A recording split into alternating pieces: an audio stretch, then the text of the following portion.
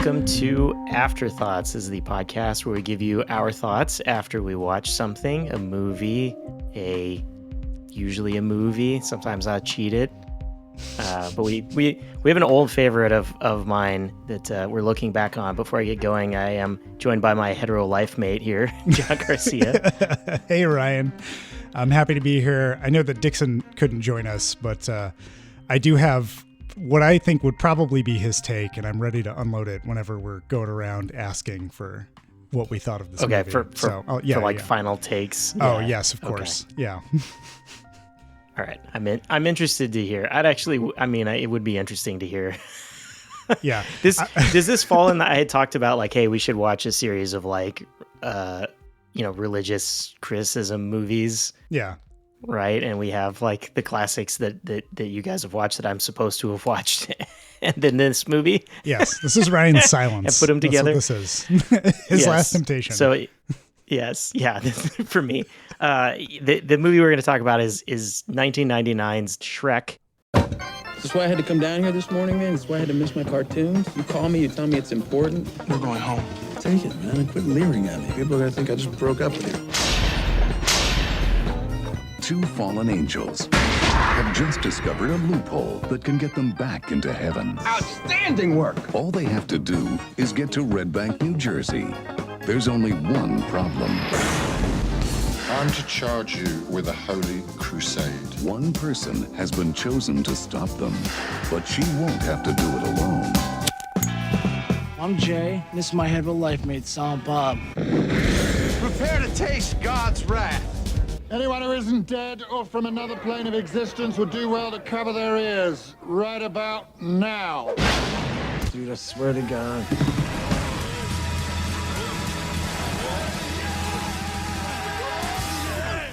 Shrek. Wow. It's actually Dogma by Kevin Smith. Which I almost said Kevin James at the beginning of this when I was talking to you about it. And I felt really bad that I would ever attribute anything good that I enjoyed to Kevin James. Yeah, that's a very, very different movie with Kevin James. Much more phoned in. Yeah, I feel like Kevin James is one of those actors that gets those, like they make a sequel to something. Yeah, and they can't get the original people, and they get Kevin James or French Stewart or like there's those go-tos. Yeah, Larry the Cable Guy, maybe. Yeah, exactly. That's like Jamie Kennedy. Yeah. It's like, yeah, sure. That's the Dogma cast. If Paul Blart, Dogma 2, Paul Blart, Mall Cop. I guess to get into talking it like real quick rundown of Dogma, if you haven't, it's a Kevin Smith movie, so you're gonna you should know what you're gonna get out of that, I guess, in general.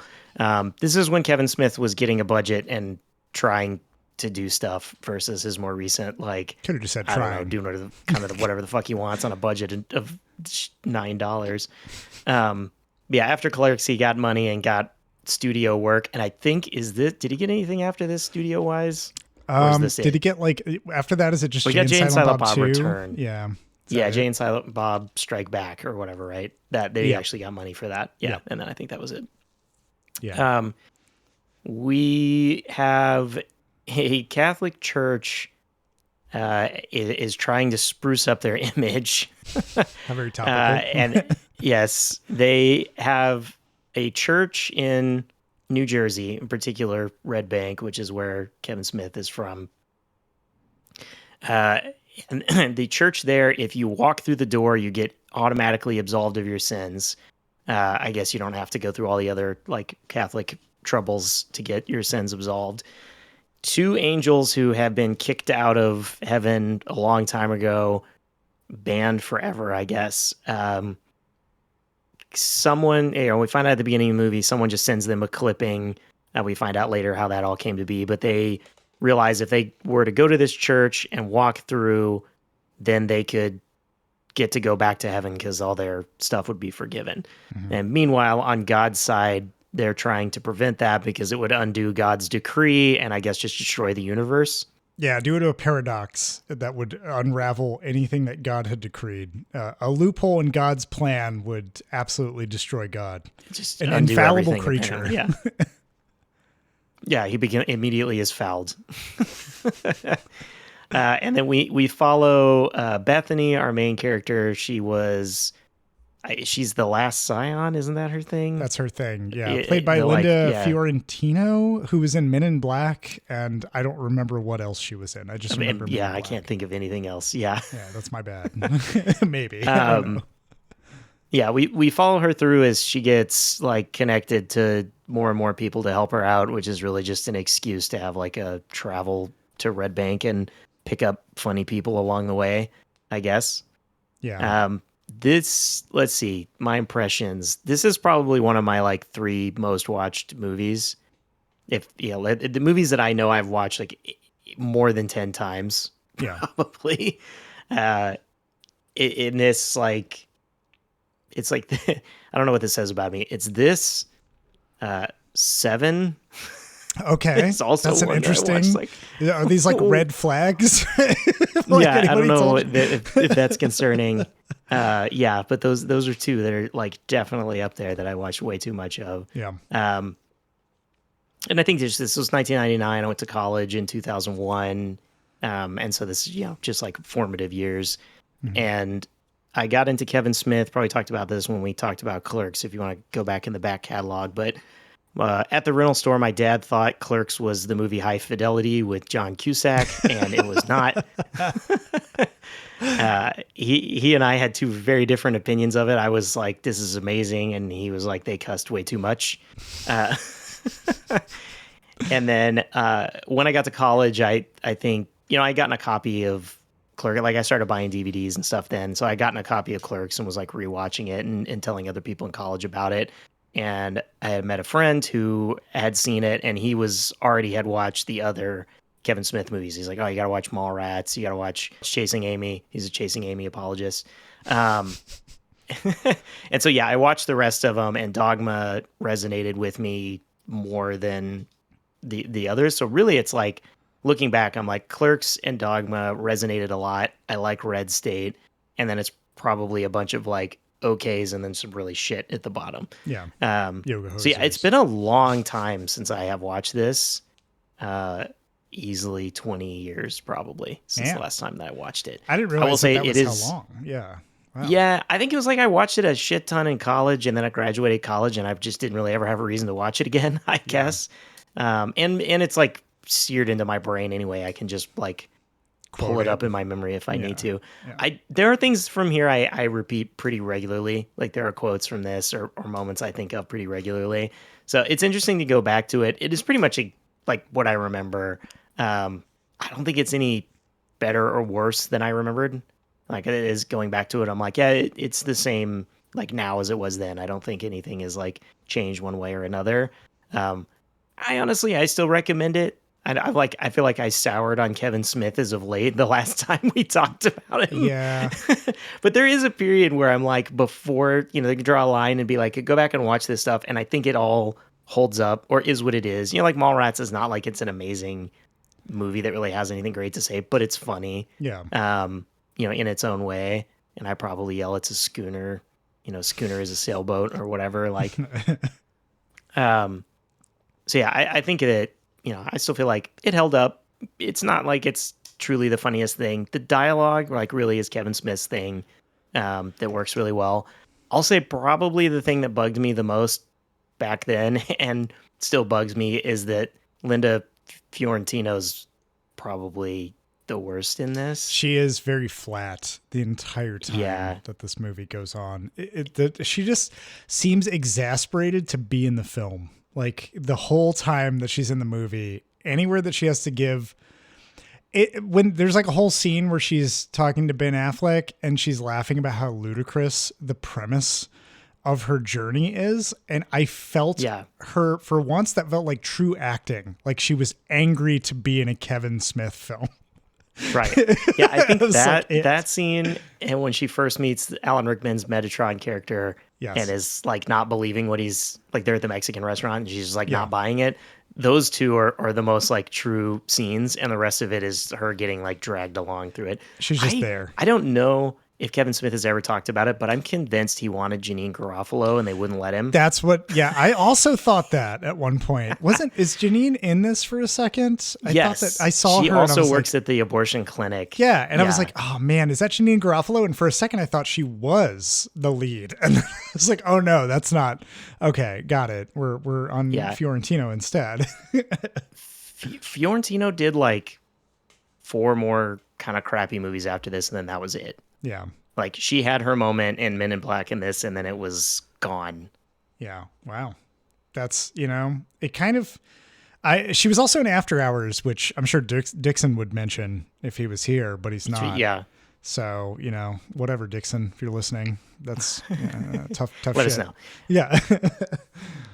What is your feeling on Dogma, and how many times have you watched it? So I actually legit couldn't count. I just know it's more than like 10. Yeah. So for me, this is my first time seeing Dogma, like in full, I should say, because I caught like 5 minutes on Comedy Central like 3 times across my life, and I've never known what the fuck is happening in this movie. Like, I remember vividly as a 12-year-old seeing George Carlin and then seeing the Buddy Christ. And I don't remember anything beyond that. I was very confused, and I thought it was kind of funny, and I just didn't get to watch the rest of it because it was like my dad was flipping through channels.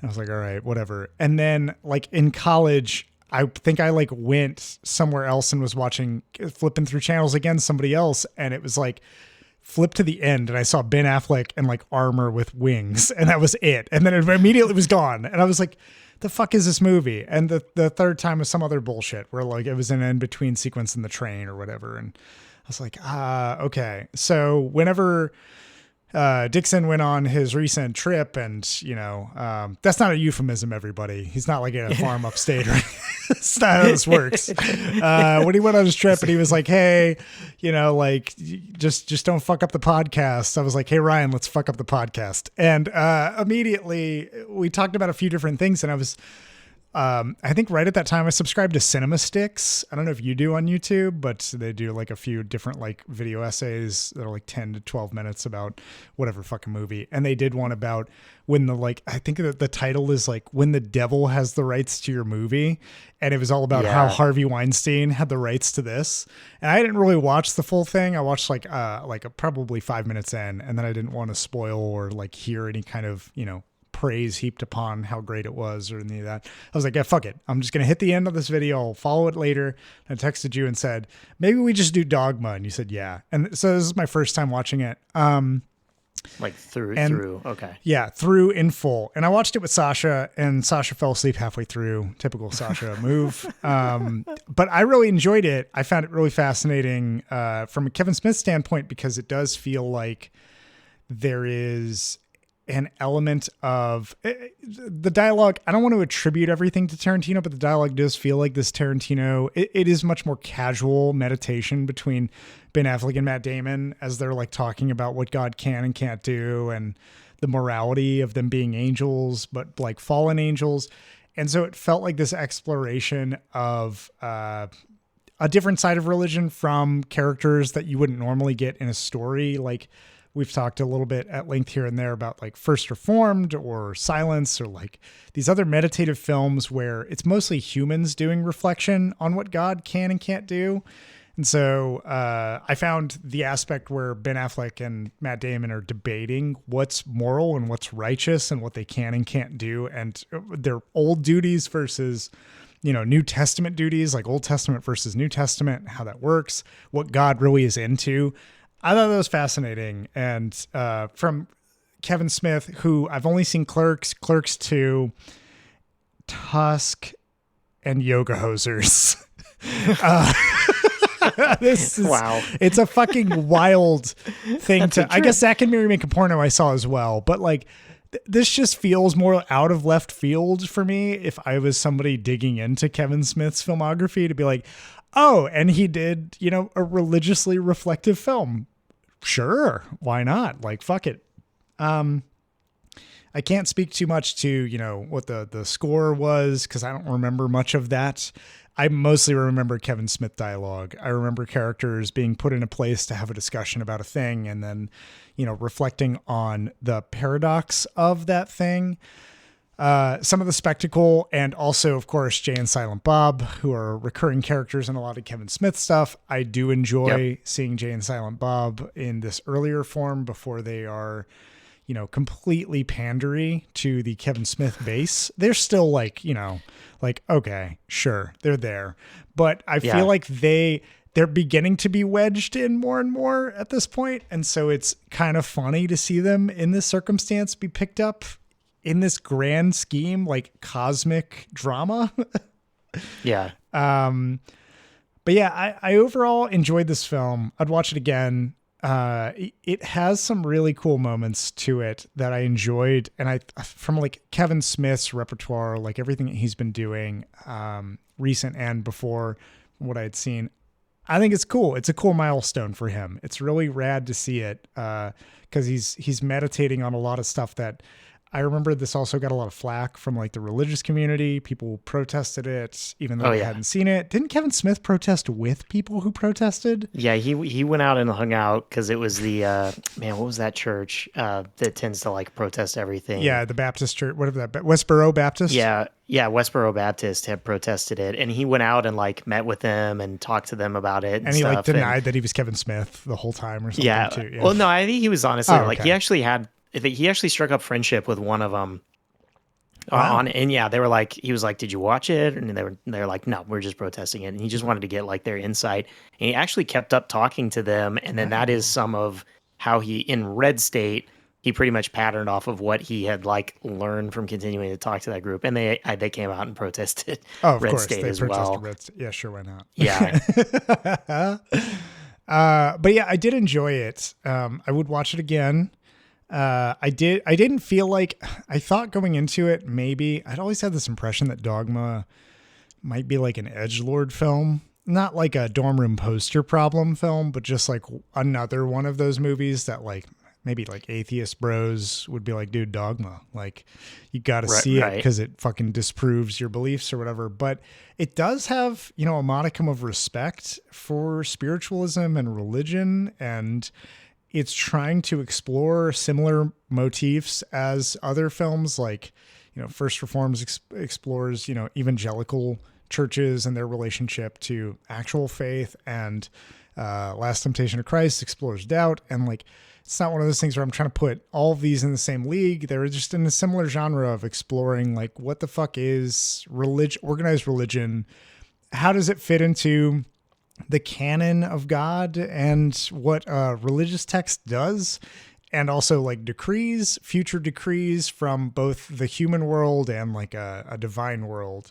And I thought that was fascinating that Kevin Smith, had sort of the wherewithal to explore it, and to really also to enlist Ben Affleck and Matt Damon was kind of wild to me now.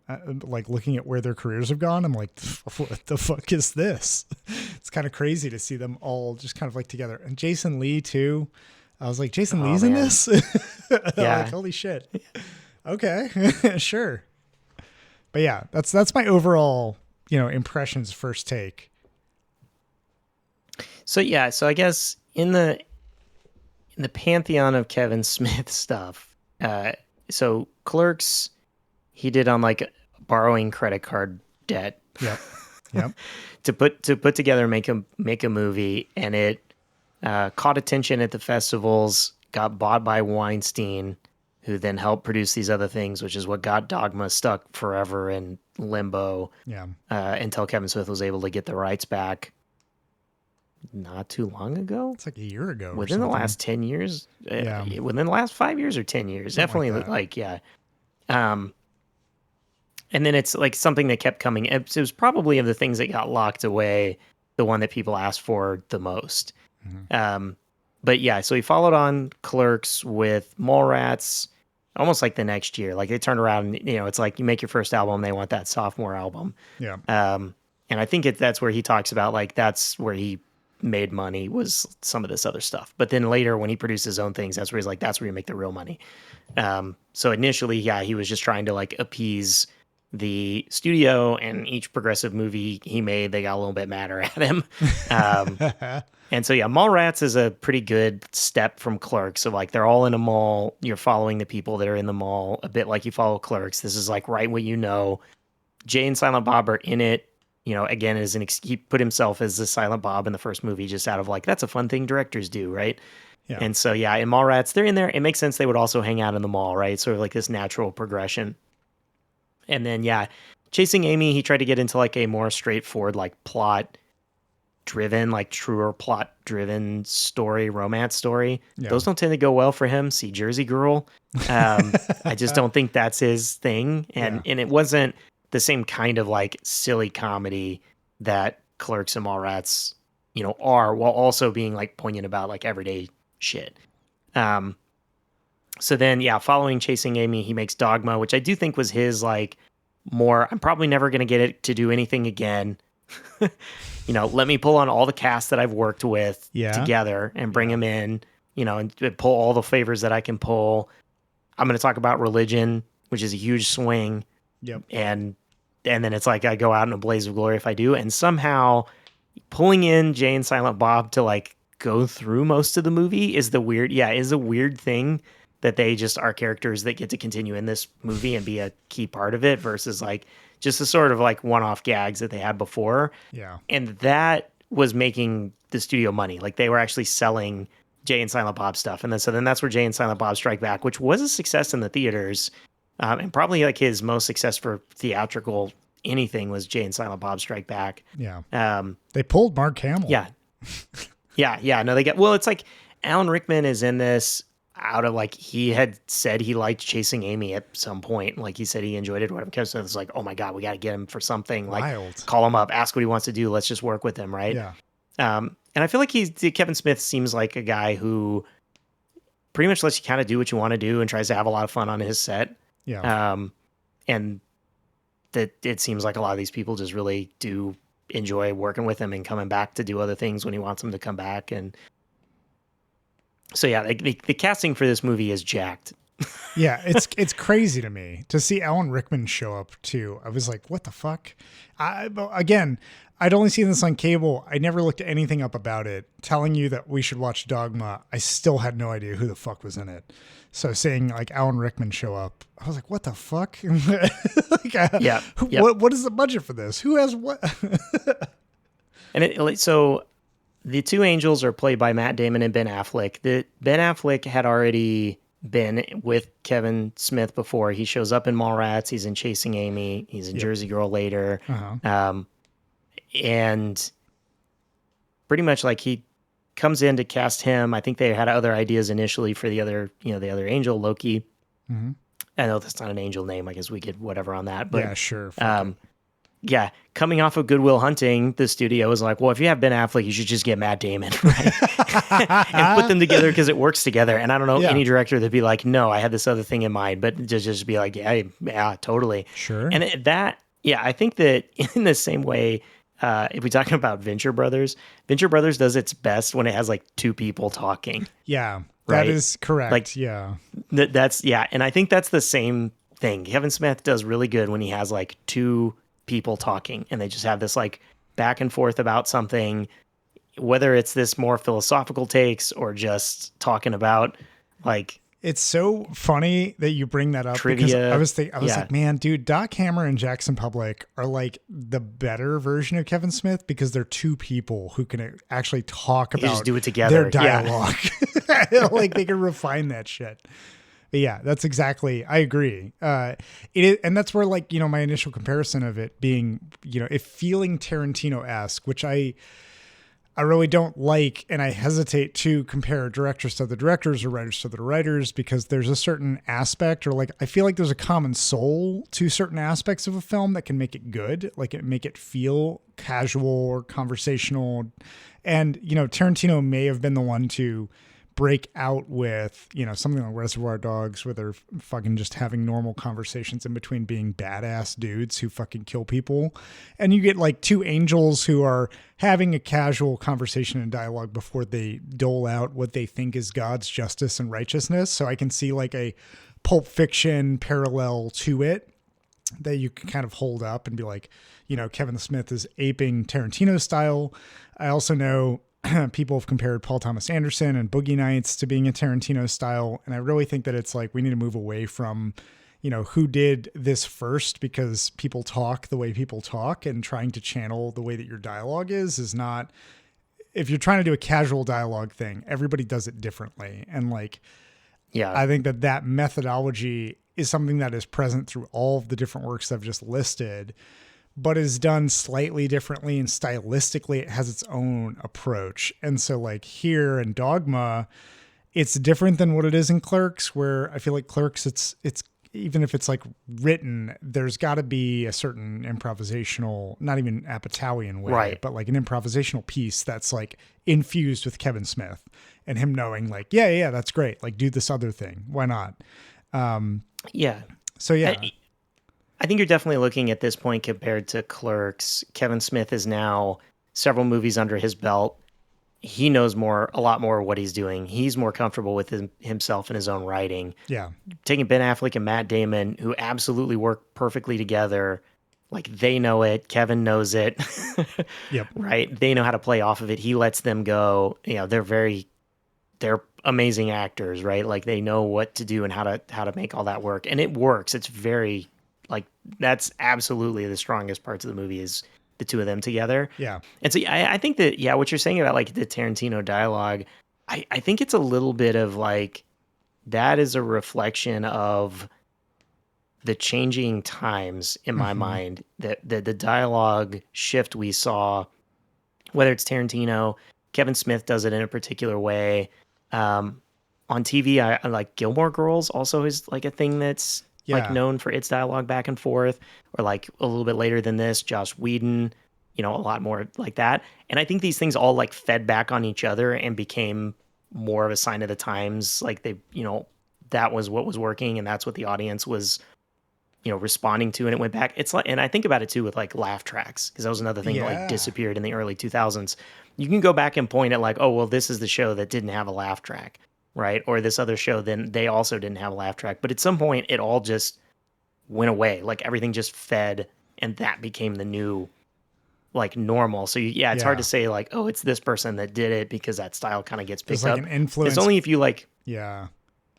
Do you think that it coincides with like the this accessibility, this like indie accessibility for filmmaking? Because I know Kevin Smith still took out a bunch of credit card, debt on Clerks, but the fact that he was able to at least do that to secure a lot of the, materials needed to make a movie speaks to what Hollywood used to kind of gate up as being like, we need a writer and we need big production and we need a lot of money. Like you have to have studio money to get a film on screen.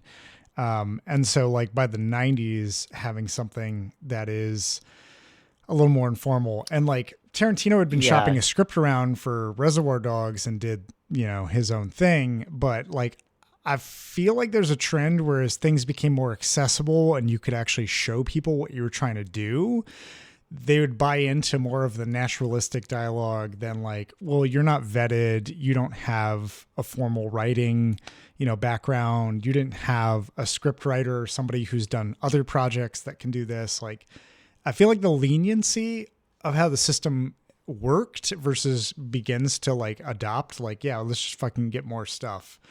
And I say that even knowing like there's exploitation and other shit that does like low budget, whatever. But this is like for narrative films, I feel like you get a leniency in how you can do dialogue and how you can do expression. Yeah, I think that like, I was just glancing back. This is a $10 million budget in $1999, which is actually insanely low. Yeah. Like even in certainly now that sounds, but in 1999 that was also insanely low. I'm like glancing back at other movies. I'm like, I can't even find other movies that came out that year that are anywhere in. There's 20 millions, but like even small, especially with the cast that they have. But even like smaller movies didn't cost twice that much. Yeah, which says something probably to a lot of the actors in here being like, I'll take a lower pay. Or pay, scale pay or whatever for my, whatever. Yeah. Just wanting to work with Kevin or wanting to see this get made. I think that there's a weird thing. I don't know. I feel like I'm getting old in this regard, but I'm like, it seems like at the turn of the century there was like an explosion of creativity because computer technology and internet technology explosion drove down the cost for a ton of things and put a lot of things in regular people's hands. Yeah. Weirdly, I feel like now that turned away because now I'm like it's ever easier and cheaper, and there's so many platforms you can go on to, but the creativity seems vacant now. And the same thing with music. Like if you look at the popular music, it's like coalesced into like a very small subset. Like it got even tighter. In the movies in the movie theater, it's even tighter, like what you can do and what's successful. And the studio has even more control. But I'm like the barrier to entry and the potential like cost, like risk association is easier than ever, and they're this most scared to do anything. It's so strange. Now I don't think that like the turn of the century movies were like that truly amazing and innovative in my mind compared to like the 60s and 70s. Like just let's do something completely different. Yeah. But I do think the barrier of like regular people wanting to make regular movies did like go down. And there's a lot of these like something like Little Miss Sunshine or whatever, right? That's like a probably wouldn't have gotten made, is given enough budget to get done and go to enough theaters. Yeah. Right. That I don't think it would have happened either to then be a big success. That's another reason why I find Dogma to be such a compelling Kevin Smith piece, because I've seen his past and his future, and Dogma arrives squarely in the middle of where Kevin Smith is making something. Like, I remember watching Zack and Miri make a porno in theaters, and like as a fucking teen, I was like, oh, this is interesting. And then later seeing Yoga Hosers being like, that's fucking, no, this is awful. This is just awful, really awful stuff. But seeing Clerks being like, oh, like I see what he's going for here. And then to have like that same director do something that seems so reflective of personal exploration of religion, I was like, oh, fuck, there's like a different voice here entirely. And I think that speaks to what's important about being able to do this, to have this. I know that he had like, at that point, it's not fuck you money, but it's like, yeah, fuck this money. It's interesting looking back that they used to have like one big summer movie that was their tent pole, and then summer. they would fund a bunch of other smaller movies out of that. And I think of that. The studios used to have one, like they wanted to make things artistic, right? I think back on like Walt Disney was doing it for money, but also a belief in like an artistic vision. Even if he was union busting, Walt Disney was really trying to make Fantasia a thing. Yes. Yeah. He did like want to see some visions through. Yeah. But now it just seems like it's fully about the money, and then like this is just a means to the money. And we see the same thing like right with the video games. We've seen a lot like into the AAA, and then it's like someone will come out and just fucking make their own thing and pull in way more money, then suddenly, way more eyes, way more popularity, and the studios just keep taking the wrong lesson. Yeah. Yep. You're like, fucking, what? There's a Minecraft movie now, 10 years later or whatever the fuck. Right. Wow.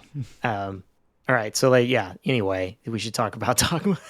Yeah, I guess that's true, everybody. This is the whole us. reason that Dogma exists, is so we can talk about everything other than Dogma. Everything else.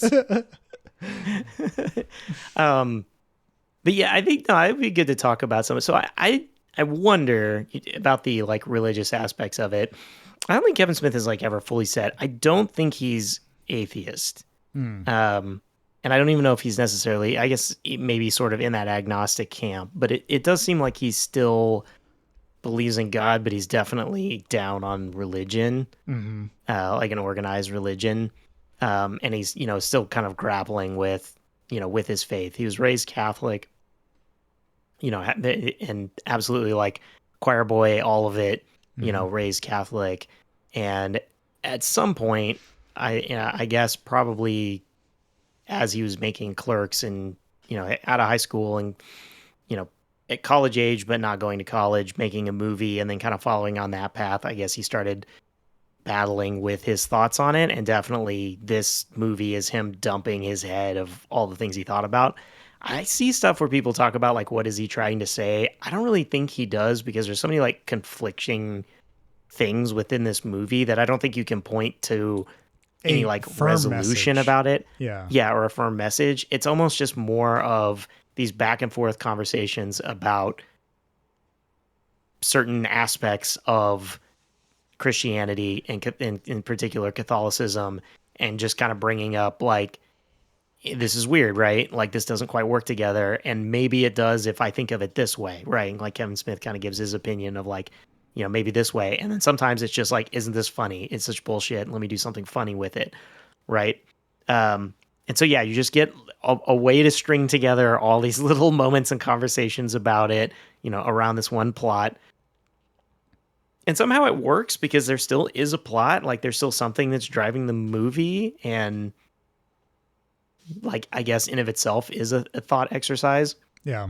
But yeah, and then it's interesting, he pulls things that are actually, you know, from the religion, you know, or are deeper cuts, and then just also other shit, right? Where he's like, yeah, these two angels, Bartleby and Loki, not angels that are named anywhere. Yeah. Metatron, actually an angel, actually named somewhere. Yeah.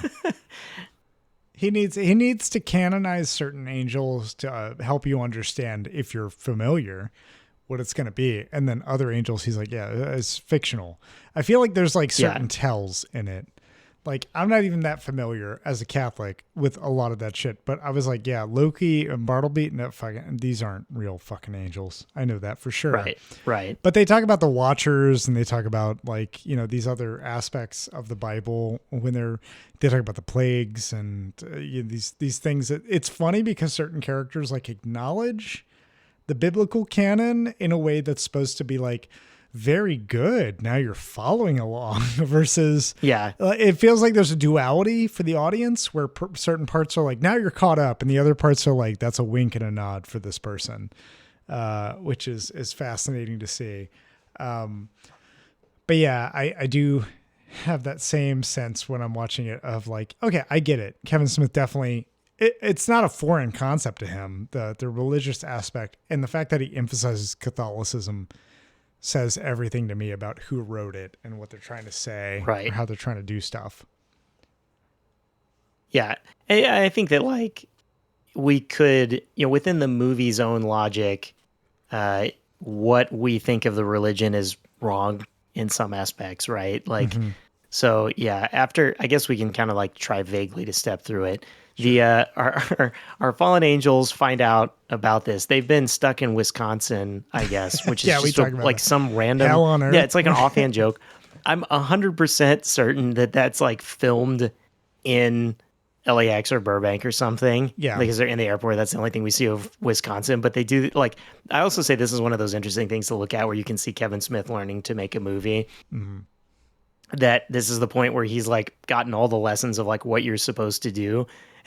He does them just like a little bit ham-handed, but it's funny. I just bring that up because like in the background we just see like the guy selling cheese heads and a sign that say Wisconsin. That's right. Like, just to be clear, this is Wisconsin. Telegraphed. Not that it's important that not that you actually, it just needs to be that it's an airport and they say it's Wisconsin. You don't actually have to, but he really wanted to drive home like that this is Wisconsin. 100%. The other one is when Azrael goes into the house, he turns up the air conditioning and we pan up to it, like to the vent blowing the air, and there's these little like tassels on it to show that the air is blowing. It's like absolutely like as a director you need to show the thing. There's got to be a visual but I'm like, thing. Yeah, we saw him turn it up and go, that's all we needed, right? Yeah. Like, but just I enjoy seeing the like young filmmaker like getting it, and it still works though because it is also, this movie's over the top, right? Yes. Like it's fine. So yeah, they're headed off to New Jersey. We find Bethany, who Metatron shows up in the middle of the night, late at night, whatever. A giant ball of fire who she tries to put out with a fire extinguisher. Funny. Good comedy. But yeah, funny. It reveals to be Alan Rickman, who is Metatron, the voice of God, because if you actually heard God talk, your mind would explode. And like he makes the offhand comment of like, we went through that like 11 atoms or something like that before we figured it out. Human beings have neither the oral nor the psychological capacity to withstand the awesome power of God's true voice. Were you to hear it, your mind would cave in and your heart would explode within your chest. We went through 5 atoms before we figured that one out. Yeah. right? And this is where you start to get like direct things from like someone legit who's been around God saying stuff to help us like in universe. This is the way that the religion works. Yeah. Right. So I don't think it's necessarily like Kevin Smith being like, no, that is what happened or that is the way. It's more of him making a little joke about like God's power and this idea of like, hey, if God was like that, what would happen? Like just a little musing and then, an offhand comment. Yeah. Metatron lets her know that there's some prophets that she'll find. I absolutely love this like Alan Rickman dialogue here too, where he's like, the two prophets, one who will talk at length, whether you want him to or not. But clues are in that these prophets are coming who turn out to be Jay and Silent Bob. Meanwhile, I think we just like see Azrael and see these three kids that are the hockey kids, the fucking kids. And we don't really understand what's going on with them in the background as they kill various people. And Azrael like wants air conditioning. I absolutely love Jason Lee. Give me a holy bartender. Never heard of it. He doesn't know how to make a holy bartender. Well, I know how to make a holy bartender. In this movie, it's the right fit for that character, that like over the top, just the way he talks too when he comes in and he's like, I'm from the EPA. We're checking on possible Freon leaks. Tell me, do you have air conditioning? Yes, we have central air. In every room? Does this house have air conditioning, central air? Yeah. In all the rooms? Yeah. And I think as it reveals, Azrael's trying to use this loophole to cancel out existence because he's stuck in hell. Yeah. And then if everything was canceled out, at least he would be also gone. And, that would be better than being in hell, I guess is the idea, right? That ends up being like the eventual thing, which is an interesting reveal because for those out there who haven't watched Dogma, now you're already too deep into the woods of the spoilers. But it's still like revealing the plot doesn't really ruin anything. Yeah, that's honestly, not what this movie's about. It is its own journey. But like that aspect for me was interesting because I guess as a newbie, as somebody who's never seen Dogma, being like, oh, this fucking guy's got horns. Like that's, again, another like visual tell. This person's supposed to be evil. But also the angels themselves are killing people. So like who's really, what's fucking going on? Because we've got both sides trying to do something that seems equally evil or unrighteous in the way that it's carried out. And hearing Azrael be like, okay, well, it's good to be out of hell because I have central AC. Like central air is fucking great. And then eventually hearing about his origin story, it's not that it makes you more sympathetic to him and be like, oh, that's justified, but just to be like, oh, okay. It sucks on both sides. Like angels can be discarded and also like the indifferent can be discarded into this sort of devil's realm. But like whether you're suffering from the fires of hell and you need central air or you're living in fucking Wisconsin, there's like levels of hell for divine creatures that are beyond just existence for humans is wild to me. And that's a cool concept to explore. Yeah, and I think like what Bartleby is like a watcher angel, and Loki was the angel of death. And I guess like name wise, like I guess maybe there's been multiple angels of death, and maybe he picked that, or that name inspired something else, right? Like you can kind of like somewhat hand wave it away. Let's see, definitely another thing that I quote. So she makes deal with Jay and Silent Bob to drive her to New Jersey. I don't remember where she is, but she's not in New Jersey. We're talking to take her to New Linda's Jersey. Character, Bethany. Bethany. Yeah, Bethany makes a deal. I love Jay's like, I get to drive, and then they cut to them in the car. And he does know how to fucking drive a stick shift. He does know how to fucking drive, yeah. And she's like, "What gear are you in?" And he turns around and goes, "Gear." And cuts to the car like burnt out on the side of the road. Yeah, just completely grinded. Yeah, that's one of those quotes that I go back to where I'm like, what gear are you in? Gear? as they're trying to figure out where to go, Chris Rock falls out of the sky. Naked, stark naked. Naked. And yeah. Yeah. I guess he's also like, I'm trying to figure out, God just keeps sending people along to, well God's not even sending people along because God's really out of know. commission. They just keep falling from the sky as needed. It seems like. I guess, when do we find out? At some point in the movie, we find out God's out of it, which is why they're trying to use Bethany or whatever to get this sorted out. I think that's like, it's after they meet with the muse, which the muse itself, the concept of a muse, I thought that was like a Greek thing. I was like totally on a different, so I was like, okay, so like mythology mixes in the world of Dogma, and they have certain characters that aren't angels or demons. They're like other metaphysical characters that have their own role, which is, Salma Hayek is the muse in this instance, who shows up. Serendipity, I think is her Serendipity, name. which isn't one of the muses, but not at all. Conceptually, right? Yeah. So I think that, so when Rufus, the 13th apostle, played by Chris Rock, yes, who again, I think Kevin is just like, say whatever you want, like go to town. Sure. Is great in this. He explains that like he got cut from the Bible because he's black, and then explains that Jesus is black, which is a funny moment. Well, he is the Son of God. Kind of hard to have a New Testament without him. So you fudge a few facts, you put a spin on his ethnicity. Leaving me out's okay because you still got 12 white boys to choose from. Are you gonna listen to this shit?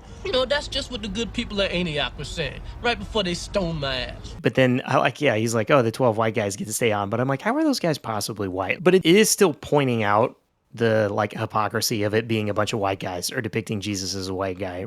I mean, white folks only want to hear the good shit. Life eternal, a place in God's heaven. But as soon as you hear that you're getting this good shit from a black Jesus, you're freaked. And that, my friends, is called hypocrisy. Right? Like, it still is playing with a good point, I think. And that's a lot of, like, a good example of where Kevin Smith pokes some fun at religion in a way that is actually pointing out, some of the hypocrisies or weird parts of it, but also doing it in a way that is just funny. I think that he just let Chris Rock go. I think that was really what it was like, sure, Chris Rock, do what you're going to do. Yeah, I think he had the idea. He gave it to him, and then was like, here, you can kind of play with it, figure it out. Yeah. But I do think that sets up where now we can just sort of like get that the Bible isn't strict. Yeah. Like within this, he's saying like, look, the people from heaven are like, they wrote the book and they took things and took liberties or whatever in it. So the movie keeps kind of like jumping back and forth between Bethany's travels and Bartleby and Loki's travels until eventually they end up together. I guess we see Bartleby and Loki. Loki has decided that if this is going to be it, he says to get back on God's good side, I guess, but he wants to go to the movie headquarters, which is like a thinly veiled McDonald's. Yeah. Which is also in Clerks 2, where they work at Movies Burgers or whatever. Right. Yeah. So this is another like View Askew universe, like continuing to pull in his own brands and his own, all the things that Kevin Smith likes to continue to repeat in his movies. He wants to have his own canon, that's fine. Yeah. Sure. So we get this long scene of Matt Damon going around and crapping on every board. First off, we hear them and they pretty much are like over the top evil, like laughing about making money. Well, the money was great this year. And like, they have their own bullshit. Matt Damon walks around and talks about all their various like sins before just like massacring them, slaughtering them. Yes. You are responsible for raising an icon which draws worship from the Lord. You have broken the first commandment. More than that, I'm afraid not a one of you passes for a decent human being.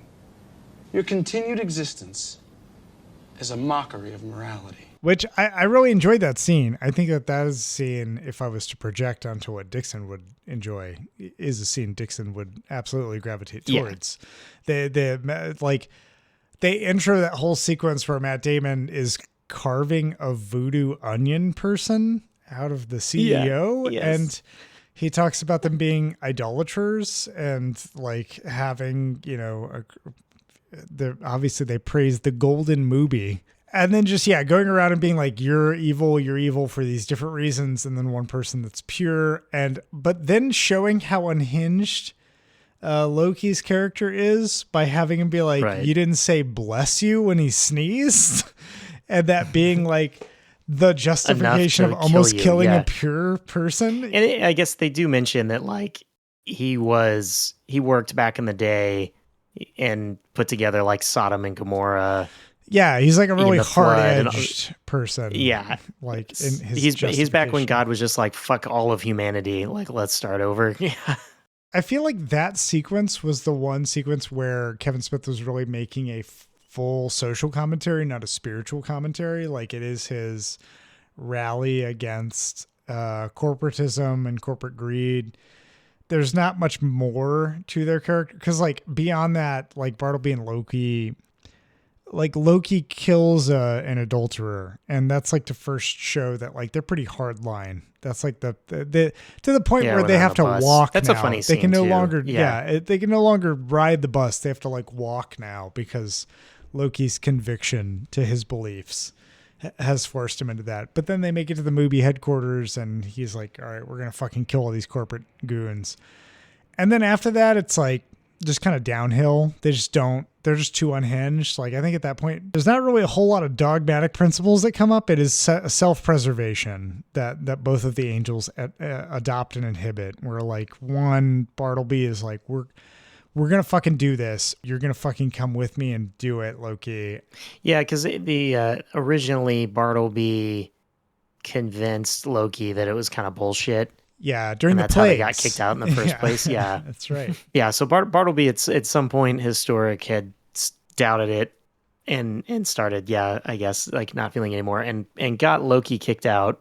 Yeah. But it doesn't really seem. Yeah, Loki still seems like bought into the old concept. Mm-hmm. But it's definitely like it's warped, and I think that's where we don't really see anything from Loki where he isn't doing what God did back in the day. Right? So again, it's pointing out that like hypocrisy. When he changes his tune, it's really when Bartleby goes crazy and it doesn't make a whole lot of sense. And I feel like we almost miss a whole subsection of footage somewhere in here because by the end of it, Loki's like drunk and there's a whole confrontation, but we never see him regretting it or any of that until the end of the movie. That's like probably one of the biggest flaws for me when I was watching it was like, why the fuck is he suddenly now remorseful at this whole like Judgment Day and him trying to get in? There wasn't enough of a ramp to really bring us to it. I think the general idea is that we skipped towards we zipped to the end mainly along the way, like they continue right to eventually they ride this train bumping into the both of them, and then they try to convince Cardinal Glick played by famous critic of in particular Catholicism, George Carlin. Yes. In a great casting, does a great job. Everything he says is hilarious. His whole thing at the beginning where he's like talking about making it better, and then they're trying to convince him, and I think it's like Chris Rock that's like, oh, so you're trying to hook him early like with the tobacco industry. Yeah, and he's like, God, I wish. He's like, I wish. Yeah. But they can't convince him. They end up like fighting with Azrael, and the Bartleby and Loki have to cut off their wings to become mortal. Yep. So that then when they're cleared of their sins and they die, then they get to go to heaven.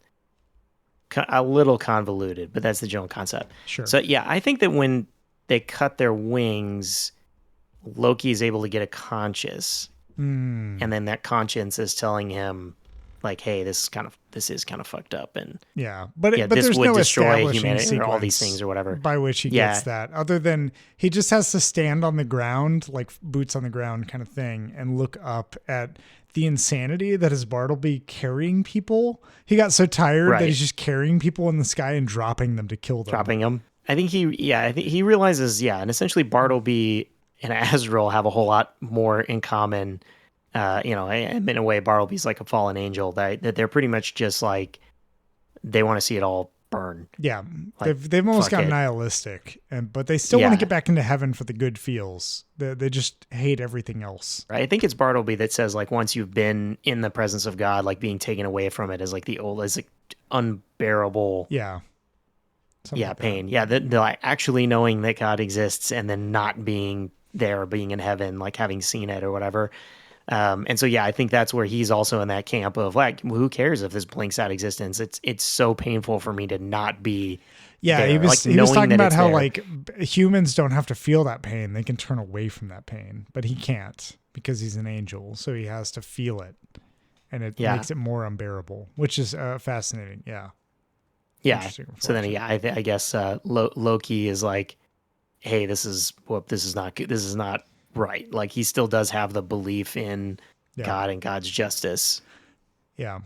I want to talk about a little bit about God because I think that, as we all want to talk about God, don't we? There's like I love the floating. It's like gendering of God throughout this, where they obviously start at the beginning with like oh God, he's mad and whatever, and then at some point there's a she that gets thrown in, and then there's like well, is it a he or a she? It's not really a she or a he, and like I feel like this is much more of a mature take in a non-edgy way. Like you can get people that are like, yeah, sure, I saw God, and God is like all of the contradictory things that would make you feel offended by your sensibilities. And that's like a really jarring pry to be like, hey, what if God was all of the things that you thought you could never conceive of? And there's a lot of stories about God pursuing, and in other mythologies too, different gods being like, oh, this person's homeless, or this person is, of a different, this is a Samaritan, or this is somebody else. God is like all of these different foreigners and all this other stuff. I feel like Dogma adheres to the same principle, where it does a really good job of being like, everybody kind of uses their own preferred pronouns for God, and they use their own preferred references for God, being like, God is this and that and whatever else. And at the end of the day, it doesn't really matter. And you have people having roundtable talks where they don't try to correct each other about how they refer to God, because they're just like, yeah, it's like God's like way above us. So it doesn't really fucking matter how you refer to them. It's a he, she, them. It doesn't matter. However you want to say God is this thing, you'll never really conceive what God is. And the Metatron does a good job of that too, of just being like, you just can't conceive how God would talk to you either. So there has to be a certain vessel in which you can perceive God and understand God. And I was like, oh, that's really cool. Like I appreciate that on the surface of what it is. Yeah. I think that's probably the most like truth to Kevin Smith's thinking, is that like, if there is this God, then it's outside of the realm of our reality and understanding, so we couldn't possibly even begin to comprehend or understand it. So where anything we do is just putting some sort of label on something that we can't label, or any, just so we can talk about it, right? And so I think that at least is Kevin Smith's true thing of like, all of this is trying to attribute and put a whole bunch of stuff onto something that we couldn't possibly understand or know, and that's also somewhat okay. I will say it's interesting that like, right, this movie never, I don't think there's anyone who comes up as like atheist. Bethany is like agnostic at the beginning. Yeah. We have some characters that are sort of like in a doubt. A nun that Loki I guess Jay and Silent Bob sort of. Do you believe in God? Holy fuck. All the fine and moral bitches out in front of the place, and we gotta get the one Jesus freak? It just never comes up. Like, honestly, they don't care, right? They're on their own wavelength. Beautiful, naked, big-titted women just don't fall out of the sky, you know? Yes. So many things. It's true. They're at the abortion clinic because they know that's where they'll find loose women. They're gonna find loose women, yeah. which to me, I was like, this logically, yes, it does make sense, Jay. Sure, why not? It's like that stupid surface level logic. Yeah, it's the stoner logic. Yeah. Jay has this like perfect stoner logic. Yeah. So but there's never a point in this movie where they like chew out an atheist, or even they when don't like berate people for their beliefs. It's none of that. Even when Bethany or one of the characters sort of says something, off or wrong, and someone sort of corrects, it's never in a correcting way where it's like, no, it is this. They just provide like a little bit of like a different context or a different thought, right, for you to kind of play off of. Yeah. And I feel like while it criticizes the church, it also never really like completely condemns it either, right? So it's a very careful, like, and that's where what I think is like, I don't think Kevin Smith, but at this point, had really made any solid decisions. He just clearly was like, thinking about stuff. I don't think, he was like, I don't think that religion can have it all correct. Yeah. Or there's any one religion that has it all correct. And he, uses this to kind of poke some holes at it. But he also isn't in a position to feel like he can confidently say there's nothing and to try to, fully push it away. But he wants to bring up these points that he thinks are interesting or funny and uses this as that kind of like, I guess, way to look at it. Yeah. I will say, and then, I guess the end we find out, I guess Bethany realizes in the conversations that are happening that God had come down to Earth to play skee ball. Yeah, that's right. God loves skee ball. God really enjoys loves skee ball, which I guess he can't do on heaven, or maybe because, all right, I guess I almost immediately came up with my own theory. If God played skee ball in heaven, he would win automatically. All the time, right? yes. He's not guaranteed to lose. Yeah, so he has to become partially mortal to enjoy. This is like a Twilight Zone. Have you ever seen that Twilight Zone episode where the guy like wins gambling all the time? I don't think I belong here. I don't think I fit in. Oh, nonsense. Of course you do. Oh, no, I mean it. It's just somebody must have goofed. If I gotta stay here another day, I'm gonna go nuts. Look, I don't belong in heaven, see? I want to go to the other place.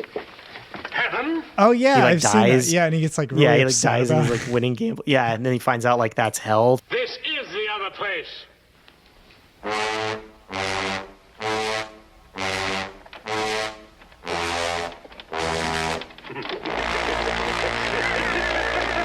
That's hell to him because he loses the randomness that makes gambling fun.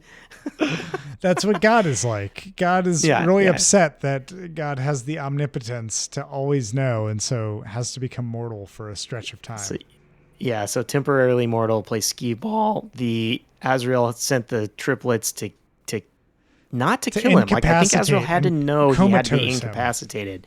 Yeah. And so while he's been in a coma on life support, again, another, like, a little bit of a dig, this sort of like religious take of trying to save everyone, like any state or whatever. And, the question of like life support to someone who's not there. Bethany unplugs him, which instantaneously God appears. Her and God appears. Oh, yes. Yeah. One.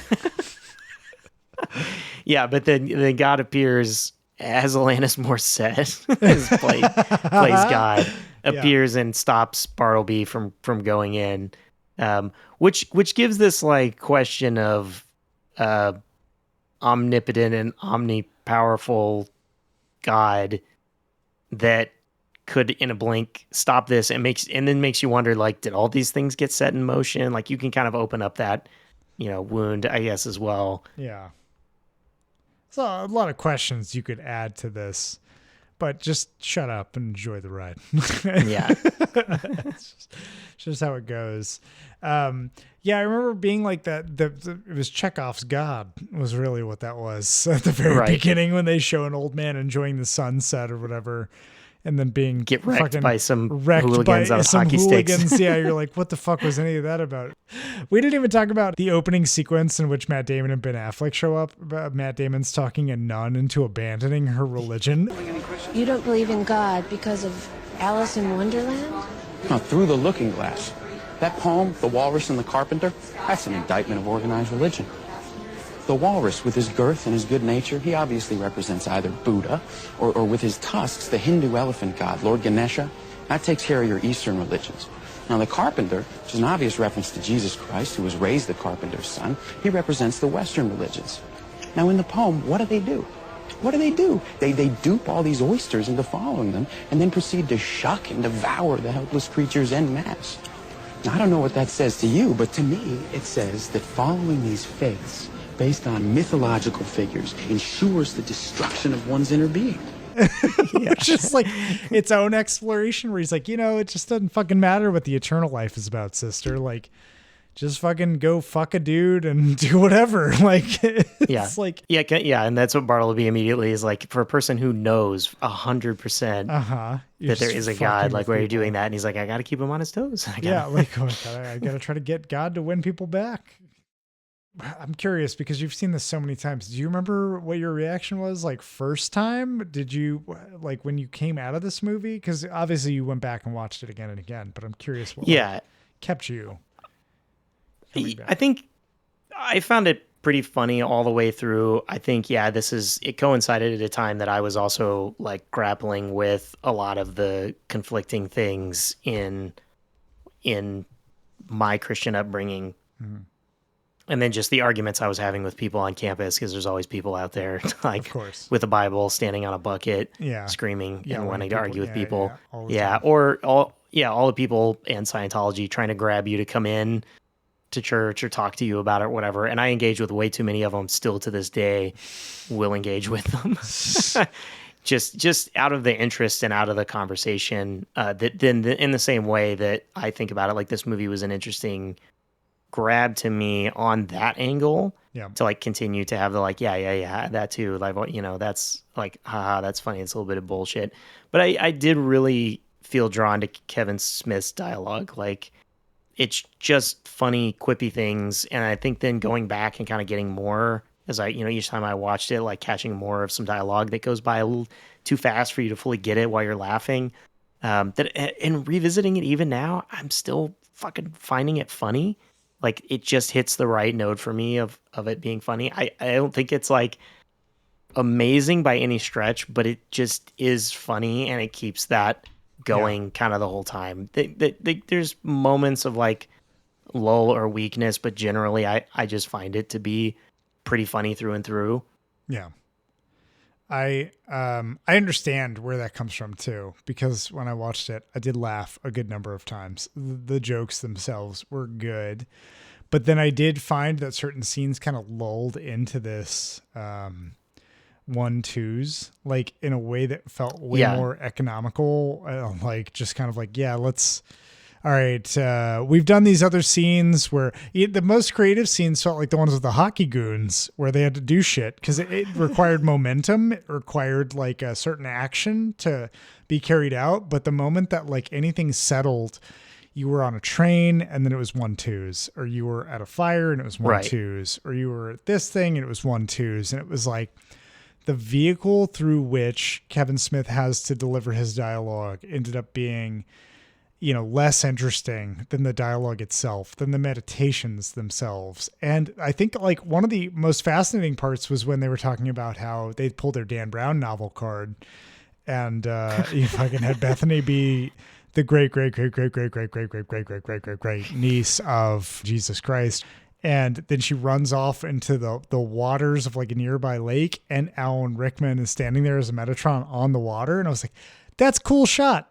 That's cool shit. Yeah. Like, all of that is very stylistically neat, but it's preceded by 1-2-3s between Chris Rock, Linda Fiorentino, and then fucking Jay and Silent Bob. And it was like 1-2-3, 1-2-3, 1-2-3, and now she's gone. There she runs. Those parts really deflate the rest of the movie for me, because there's like cool shit happening at a lot of times. There's a lot of mythological shit happening, weird shit happening. We didn't talk about the shit demon. Ryan, we didn't talk about the shit demon. And like, there's a shit demon that shows up and it just starts shitting on everything. And then Silent Bob fucking kills it with a fucking like deodorizer or some stop shit in its tracks or whatever the fuck it says. But those pieces like were funny, stylistic, and cohesive in a way that was compelling. But then, just getting to those bits where the dialogue really has to be chugged through, I was like, oh, okay, we're here again. And when the filmmaking actually kind of stops and it becomes much more focused on Smith's dialogue is when it becomes weaker for me. I'm like, all right, I want to focus on it, but it's a movie, not a podcast, not an audio thing. Yeah. Give me I think Kevin Smith as a director and Kevin Smith as a writer. In quotes, right? Like, yeah, I'm putting in the quotes. He is a funny guy, has a lot of funny insights. Yeah. He's a little bit better when he's not fully high. Yeah. I think as a writer, that is a strength, and he knows that.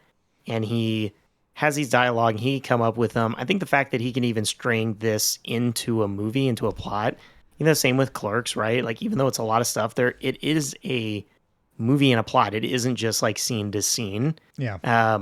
But as a director, there's nothing going on in Clerks. Like, it's shot in a tight area. There's not much opportunity.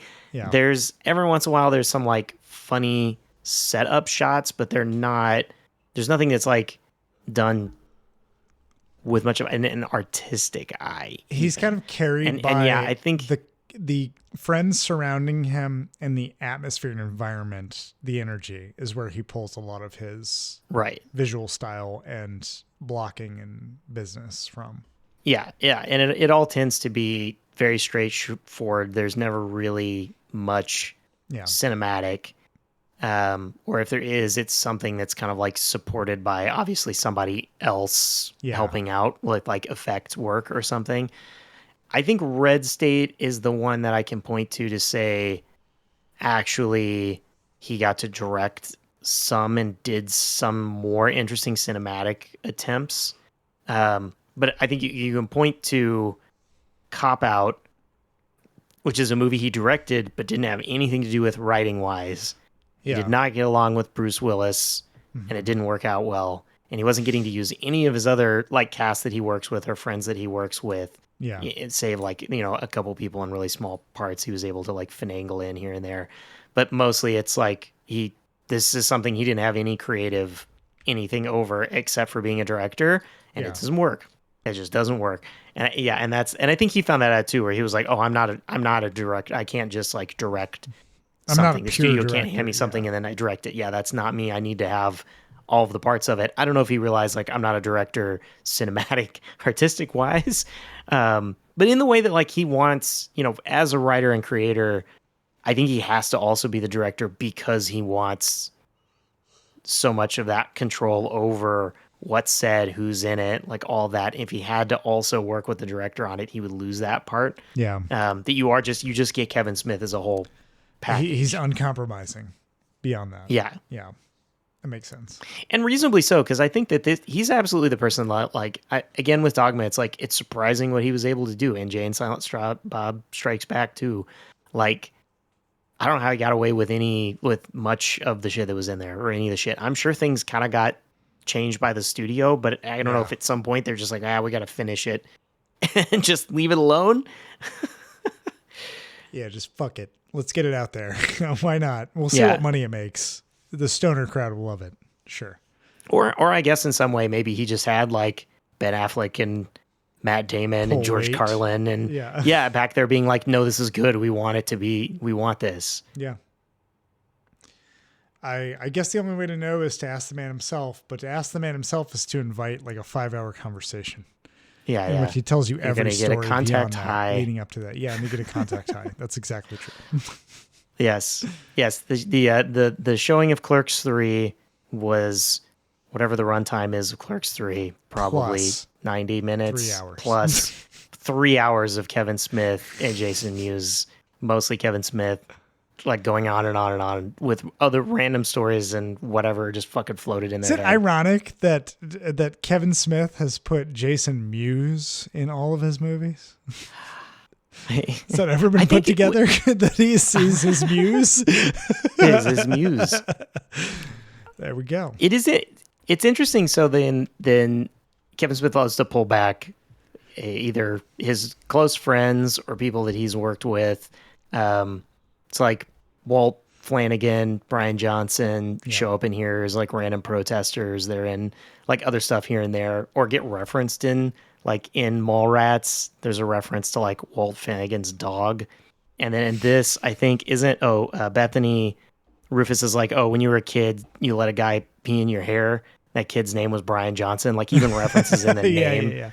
His friends. Of all those people that he picks up, I like how I like Clerks, and I think that those characters, the actors are perfect for that movie and what it is. Yep. But this is definitely where you can see when he works with some real actors, like there's a big difference. But what's weird is we were talking about Florentino's performance, the scenes where it's like her playing off Jason Mewes. I'm like, God, Jason Mewes. I don't know. It isn't that he's acting though. That is him. It's just him. Yeah, and it works because it pulls out like raw power from whoever's opposite of him.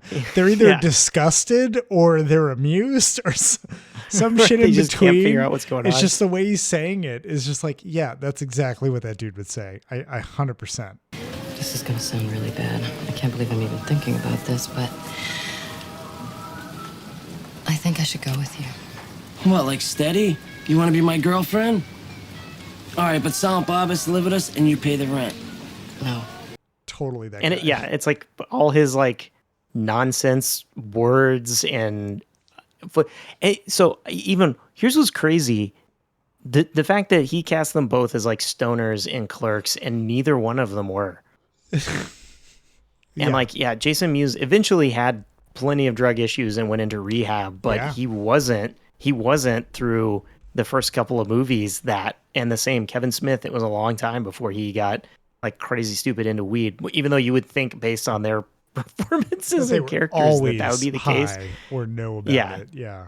But yeah, I find that interesting to have someone like fully embody a stoner without being a stoner, just naturally, like just naturally. That's pure what charisma. Oh God. Oh, is there anything else that you wanted to highlight for Dogma? Because I'm kind of out of thoughts on it. It's a wild time. Yeah, I think we've gone off on like plenty of side tangents. Honestly, like we didn't even scratch this. Or I think we went through the plot, but I think it's like it's jam packed with so many just like lines and gags and like back and forth and little discussions. Kevin Smith gets in like all kinds of little trivia of other movies and stuff that he likes. There's the whole like no ticket fucking thing. That was the only part that made me mildly roll my eyes. It's not a dated reference either. It just is like wearing it on the sleeve, an appreciation for other film and pop culture in a way that, like Tarantino steals from other movies, but in a way that you can't recognize unless you really know what it is. But that was like such a beat. There's such a beat in that moment that it's like, all right, I get it. There's something here that I'm just not, that I maybe don't know about. Because why would Silent Bob say no ticket?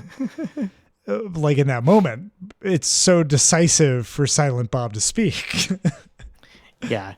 I think that one is way on the nose. Yeah. Like a too straightforward of a gag. But I think the Kevin Smith, like, moments that the conversations they have in Clerks, like the main one being talking about the Death Star, right? Yeah. And like all the like contractors that must be working on it or whatever. That's good shit. That's so Jay and Silent Bob are talking about the reason that they ended up there was that they were looking for Shermer, Illinois, which is the location of all the like Pretty in Pink. The John Hughes movies. All the John Hughes movies.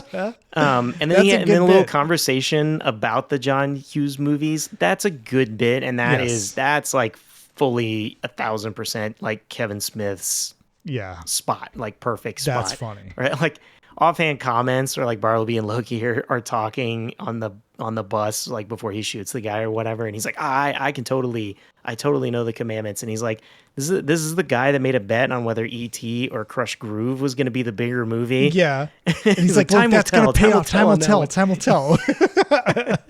Those are funny bits. It's like those are funny bits. Yeah, that absolutely are those, like him getting to reference a thing, right, and bring it up. Yeah. Yep. But it is that more on the nose thing that I'm like, all right, you just wanted to do it, Kevin Smith. You just wanted to. Yeah. You thought it was funny and you were going to do it. Fuck it. So yeah, let's we'll round it out. I do recommend this movie still. I think anyone who's like is religious is going to just like no hard on this movie. This is a pretty good litmus test of like, are you actually comfortable in your stance pro or against religion? Because I think if you're not, you're going to get pretty like upset. Yeah. Agreed.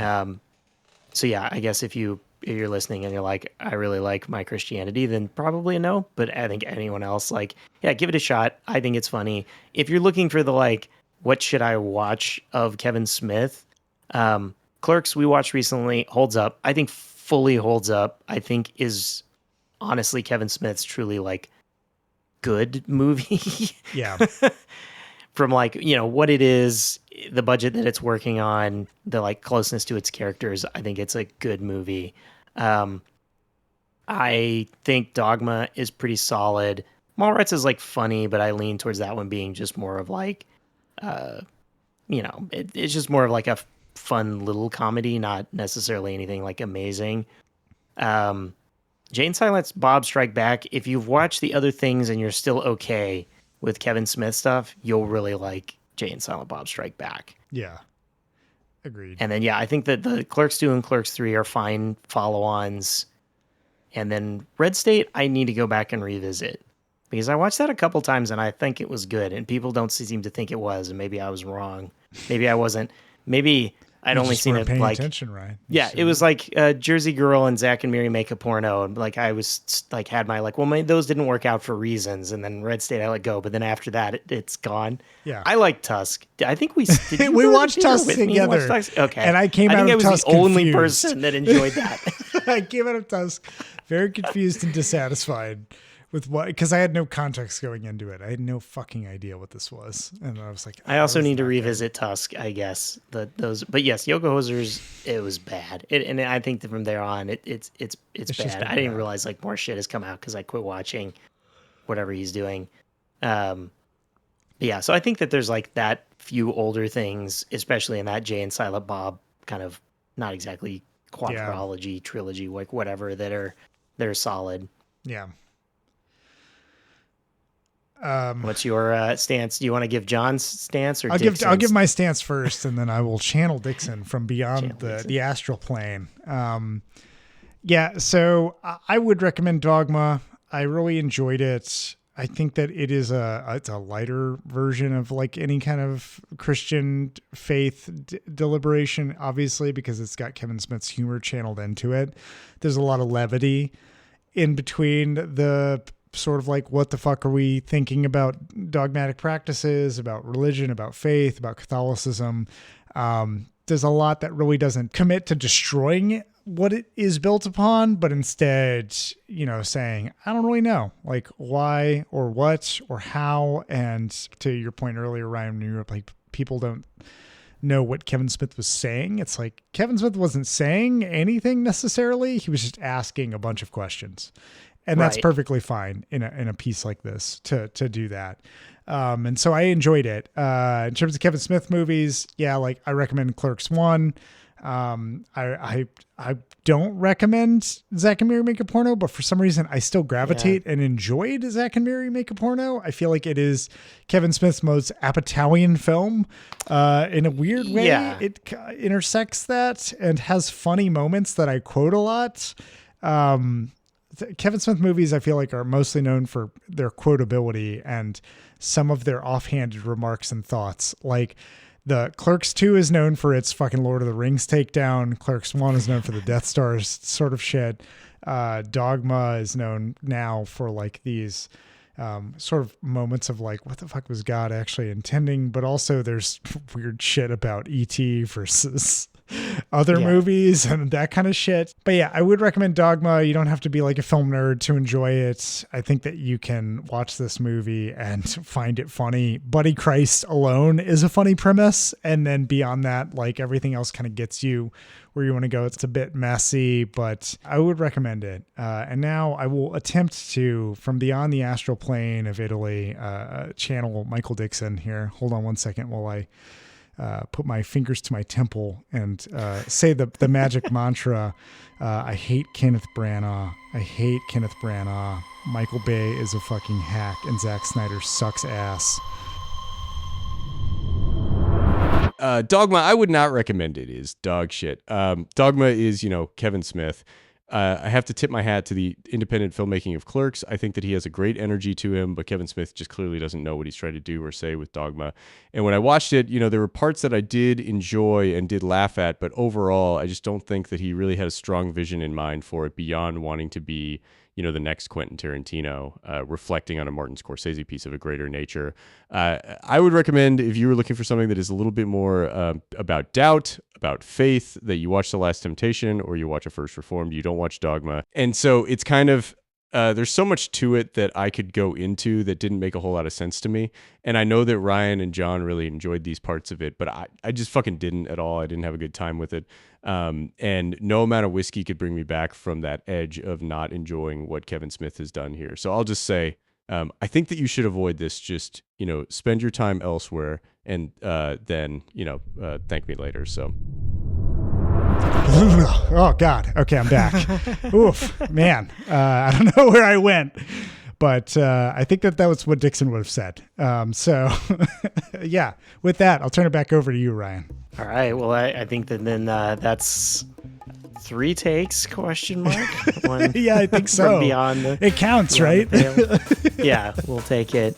I have been your host tonight, Ryan King. Joining me as always, John Garcia. And Michael Dixon, thanks for putting up with our bullshit. Stoochy Boochies.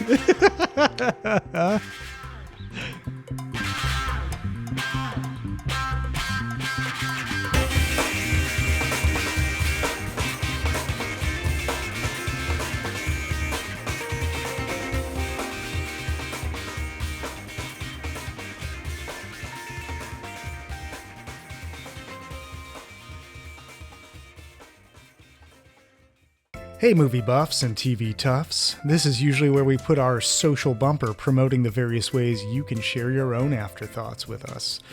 But after editing the episode, I actually wanted to put on my cardigan and turn my chair around and rap with you for a sec, after school special style.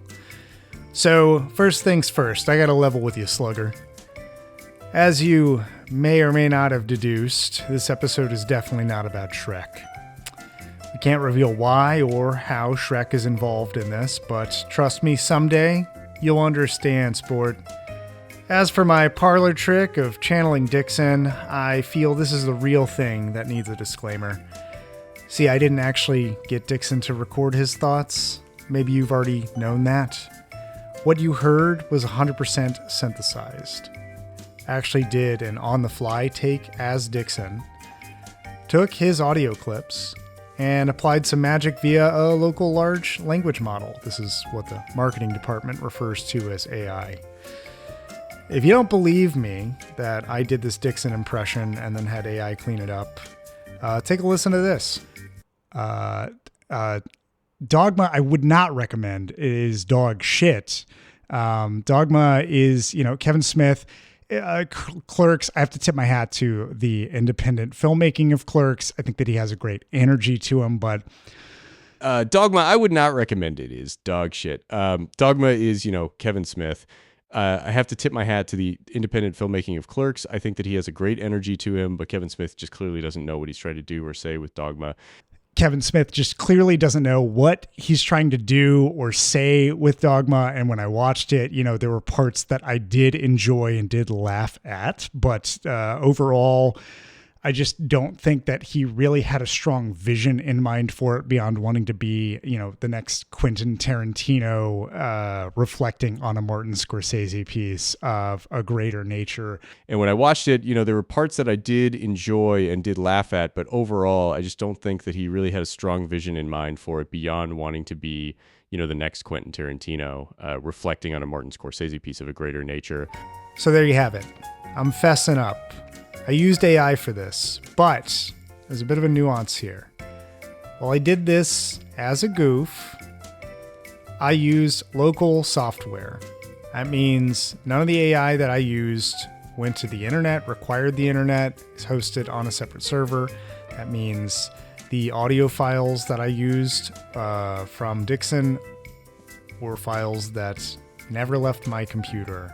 and are not processed by some big data harvester and are not subject to rights and ownership by some megacorp bullshit. These are all things that I can just delete off my computer. And that's kind of fucking scary.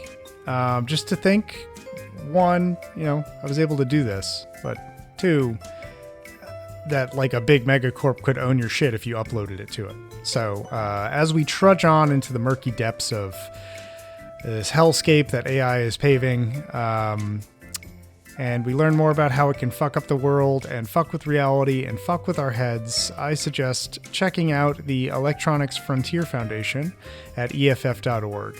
The EFF advocates for stronger regulation on digital privacy. To this end, I will say, again, none of the vocal data that I used from Dixon was uploaded to a remote server. There was no training done on it on a remote server. There's no residual data out in the ether now. Yeah, additionally, I'll just caution anybody out there, please don't upload your friend's likeness or audio elements to ChatGPT or a third-party cloud service without verifying with your friend that it's cool. It's kind of a dick move, especially because if you're using a free tier, they most likely are training data or reserving what you've sent for training at some point. So just be fucking mindful of that. One other nonprofit advocacy group I really quick want to plug is the News Literacy Project, newslit.org. NLP has been around since 2008. Its core mission is to help improve critical thinking and fact-checking tools for people everywhere. They've had some really solid videos about deducing when something is AI, so I'd recommend checking those out if you're not already, on the train with them. But anyways, that's just all the shit that I wanted to say, okay? Some weird fucking smoke and mirrors in this episode, and it got me a little spooked, and I just wanted to share educational awareness with everybody. So now that we've done that, we can all go our separate ways. Thank you so much for listening to this episode and this disclaimer, ramble, post-credits secret. Hope that you have a good one, and we will catch you in the next episode.